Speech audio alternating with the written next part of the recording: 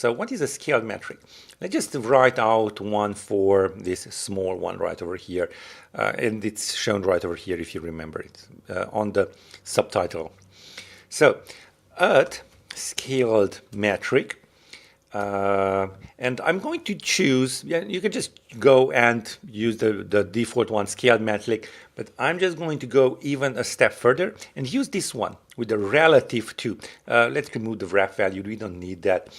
Relative to, and we are going to choose right over here, dot body. Remember, our subtitle has a font of body, so it will be relative to the body.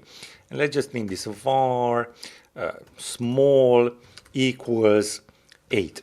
And you could just add in also of type CG float, but it infers it correctly.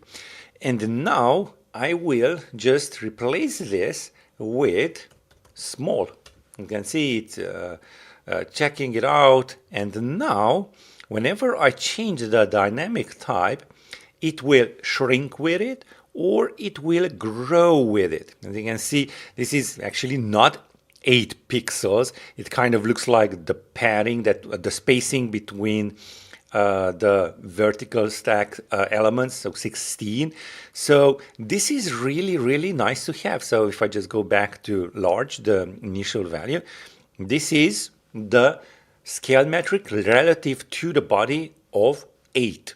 Now, what does this scale metric do? Well, whenever you change the dynamic type, this number will scale with it. It just shrink with it or scale with it, but it is going to be dynamic. It's not a constant anymore.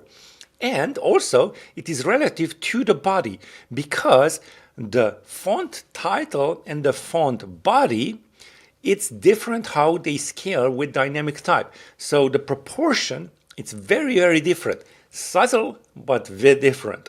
So you want to, most probably you want to set also to what relative to you want this scaled metric to behave to.